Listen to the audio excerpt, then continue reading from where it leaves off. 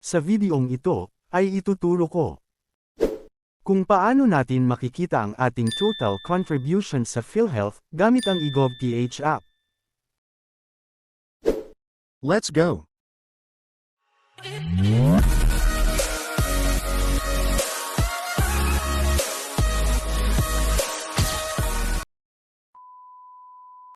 Una, buksan natin ang ating eGovTH.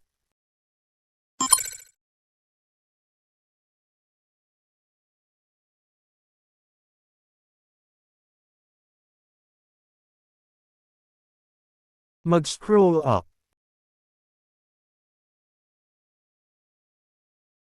Pindutin ang PhilHealth Member Portal.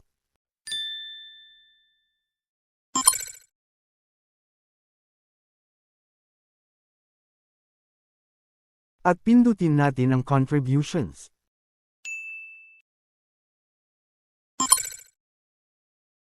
At dito makikita na natin kung ilan, at kung magkano na lahat ng nahulog natin sa PhilHealth.